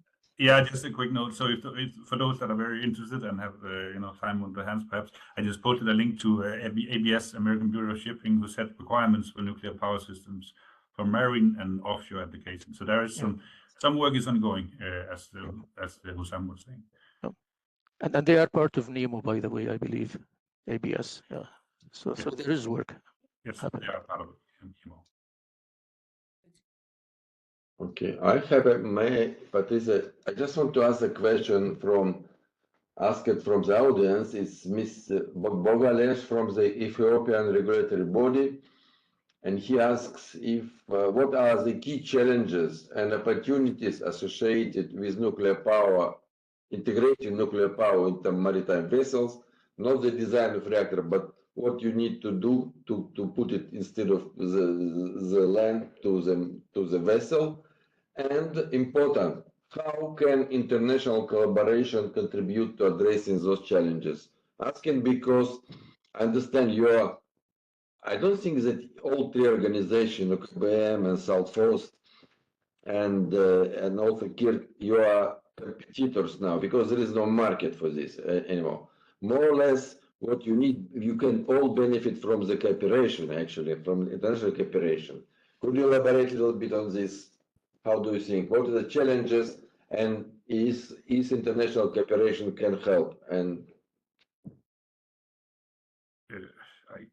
so I can say, so maybe on the one very, I mean, we've been touching on that, but one benefit that I see at least is that by maritime deployment, you would, let's say in Ethiopia, it might be quite a while before you, let's say in Denmark at least, it would be quite a while before we would build up the capacity, the capabilities, and all the infrastructure in order to build a nuclear power plant.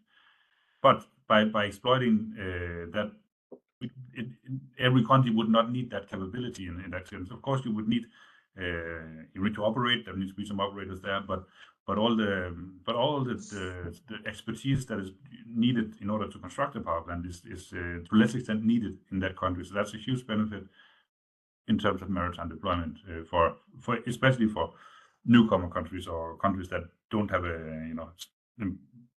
not too much expertise on the topic. And also Kirk or Tatiana, Daria. Well, I don't really think anybody spoke in this in this meeting about integrating a reactor onto a shipping vessel. I mean, I very briefly spoke about it and expressed that I didn't think it was a good idea. I continue to think that. I think most of what we heard today was about barges or submersibles or something like that. But icebreakers also. Yeah, I don't think any of us are actually proposing to put a nuclear reactor as the motive power source on a commercial vessel. Okay, so this is not, not okay. Thank you, Tatiana, Daria.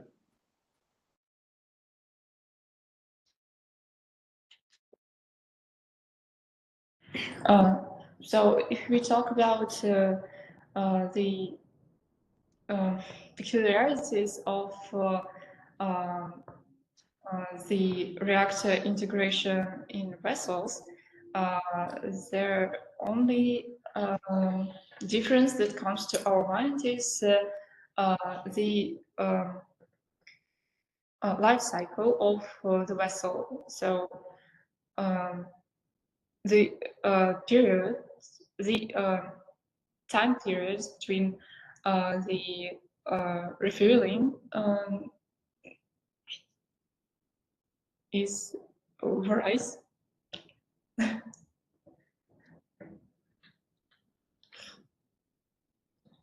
Okay, then Patricia, any? Yes, I see something for probably everyone.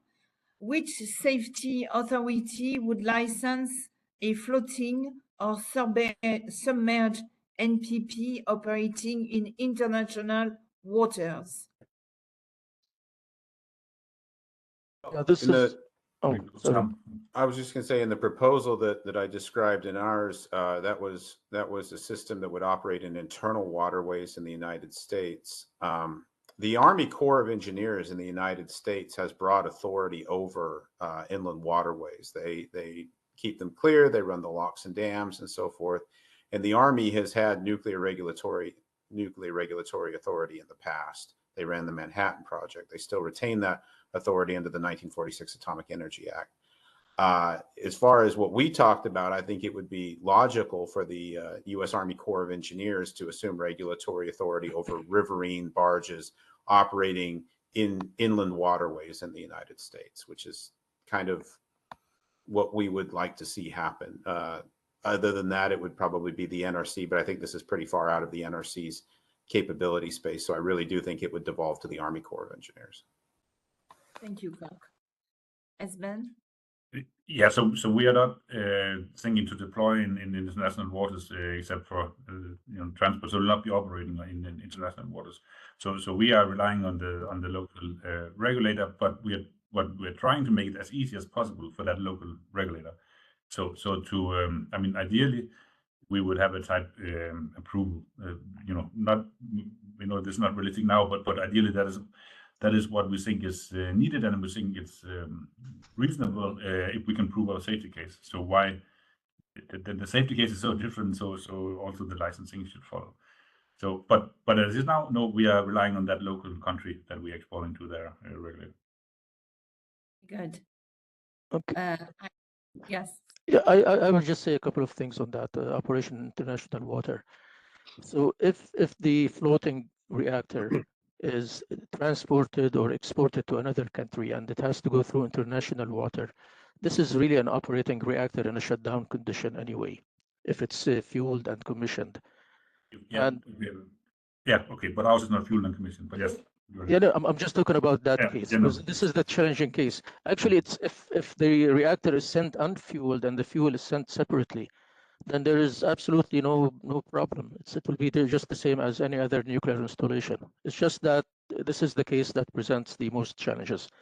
So anyway, the responsible country would be the flag country, the flag administration. And this is the case with transporting radioactive material. It's the flag that is flown in the ship. This is the country that is responsible for safety, for giving the authorizations and so on. And there's part of the question talks about IAEA staff handling the design and construction approval of the plant. The IAEA doesn't do that. The IAEA does not design reactors, does not approve reactors or anything like that. The IAEA brings people together, encourages them to cooperate, to make things work. And then there are many other things that the IAEA does about producing the safety standards, looking after the safeguards, and so on. And you can find. We don't sell reactors also. We don't sell. No, unfortunately, we don't. Yeah. I haven't seen a reactor with an IAEA logo on it. Yeah. Thank you for asking this question. It was touched by the Mario Capablo, by the way, in advance also. And okay, do we have any other questions? It's difficult to see sometimes, and I think the panelists, they directly answered when there was questions. So this is very good. Maybe I can just, while you're looking for a question, just add to that. So that regulation, or that regulation, that's exactly why. Well, that's the main driver. Is why, or a good driver, why we want to deploy our first of kind in Korea. I mean, it might as well be any other place if it wasn't for that. So we need somewhere to commission, and after that is considered a operating nuclear reactor, despite that we close it. So, but sticking within the same country, we want to avoid that, at least for the first one. But longer term, we hope that the regulations change. We're pushing and we're working with that. Of course, it's not. We don't expect it to just happen all by itself. Okay. So I think we saw quite a lot of questions, Vladimir. I don't know. Yeah, I have one more, if possible, to Tatiana. Like, it's from William Andreu from Brazil, and he asked Tatiana, but maybe it's for everybody also. He asks if about, let's say, operation FPU 100 reactor, which is deployed in the other country, obviously. And the question is, will it be Rosatom personnel who operates this plant, or it will be the local team from the client country to be responsible for operation? And also the same, of course, is it like who is doing this? Or you deploy your own, not only reactor, you simply connect to the grid and just the client pays for the kilowatt hour, or it's like you sell the, I mean, what is the, who will be operating on these power plants? Thank you for your question. This is a very important topic for us. The personnel on the FPU is considered to be from the Russian side. So the Rosatom personnel will be working both on the FPU and on the onshore structures. However, we have raised this topic to the level of our regulators, and we are currently considering the option for hiring the personnel from the host country. So it is yet to be specified if such an option will be overall. Thank you very much. Okay, so I understand that, William, if you want to operate this reactor, you first should go to Russia to receive training, and then you can participate in this operation as well. Okay. I cannot tell for sure. It is this question is still discussed by our regulators. So thank you very much. I will as well write it down for us to consider if such an option exists. I understand that this is question also because important. If you deploy the reactor to the country, let's say the people of this country, if they're interested to work for this, they should not be like say staying away. I mean, to receive the public, you know, to assurance, you should also work with the local people, I believe. Okay, thank you. But anyway, thank you. Patricia, we have like 5 minutes now. Yes, we're almost there. I see a question of spent nuclear fuel, and of course it's of interest to me. And this is really for more Esben and Kirk. For the once you have operated, you will generate spent fuel. Have you thought about what you will do with your spent fuel within your countries? I saw Tatiana explained that spent fuel will be managed by Russia, but do you have a plan in your head? You know, it's always nice to have a big picture on the entire fuel cycle. So spent fuel is important. What would you do with that? Yeah, I mean, the whole point of spent fuel is not to make it. So with a breeder reactor like the thorium cycle with continuous online chemical processing, We produce, I mean, just fission products, and I mean, it's almost nothing. It's a very, very, very small stream, and most of those are separable and useful too. So the spent fuel in the classic sense doesn't even exist in the design. It's really, it's very, very, very efficient. It's hundreds of times more efficient than what we have today. Hundreds of times. Okay. I don't know if you have a question also for me, Patricia. So you cannot see, but I'm actually these days participating in the meeting in Paris at NAEA on this called Wizard. That's exactly to develop the back end of fourth generation reactors. So as always, from Saltfoss side, our well, as usual, I mean, typical answers collaborate. Find the expertise that is out there and then develop that. Of course, we need a firm answer before we can go into before we can even ask for a license. Ideally, long term, I mean, I'm sort of on Kirk's side there. So that a cost driver for our reactor or for the barge is the fuel. So of course we would want to reuse it if feasible. And in terms of efficiency, it would be. I mean, as is now, it is the country that owns the reactor owns the spent fuel as well. That's how it is. And so the first one will be in Korea, but really we want to see that spent fuel as an asset more than as a waste. Mm-hmm. Very good. So I think I don't have any more questions, Vladimir. I have a question to you, Patricia. I have one question to you, Patricia, now. So yes, sure. From GIF, Generation for International Forum, do you consider those designs all molten salt or in general maritime or ship reactors? Is they one of your 6 Generation 4 concept? Well, until now, I have seen, and we have talked about that molten salt reactor. That's the reason we have present. They are not really a fast reactor spectrum, but I have not seen any other type of reactor, sodium fast reactor or very high temperature reactor or gas-cooled fast reactor. I have not seen them for maritime application, as I know. Understand, I'm not an expert either, but I've not seen anything besides molten salt reactor. But also, do you remember that at least phototactic reactors were used in the maritime applications on the Russian submarines also, basically. But yes. This is not info. Okay, then it's thank you. Maybe now time is to thank our. I just want to say that all we will put to the website. We'll put the video recording, and now we have all this. For presentation in PDF, you can download now, and it's up to our speakers if they want to keep them in this PDF format in the website. Please, if you want to remove, please after the meeting. Yes, but recording will be uploaded to the website. And now, Patricia, for closing, please.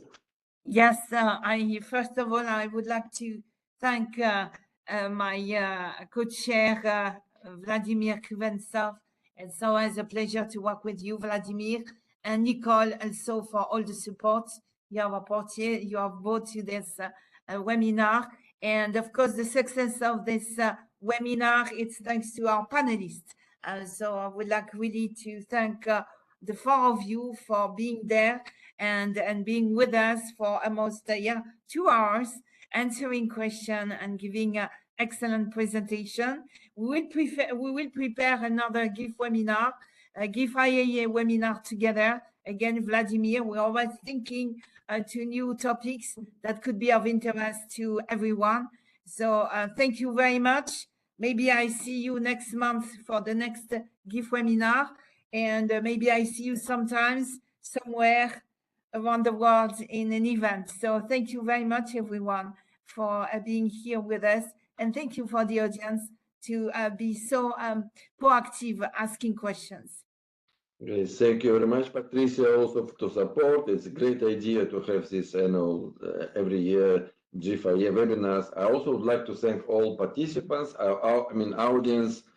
We have like more than 300 registrations and more than half of them were presenting. We just counted It was 162, 165. These numbers, more than half of them were presenting, and still like 120, 22 still staying with us here. Okay, oh no, now less because it's conclusion. But anyway, thank you. And of course, thank you to all our speakers today. Tatiana, Daria helping her there, and also Kirk and Esben, and also to Hussam, our colleagues, for participation. Of course, again, thank you to Patricia, and thank you very much, Nicole, for organizing these feedbacks and presenting, combining the scientists. And for this, I will declare this. We close this meeting and stop recording, right? Okay. Thank you. Everyone. Thank you. Bye-bye, Thank you. everyone. Bye-bye. Have a good day. Good evening. Bye-bye. Sorry. Hi, everyone.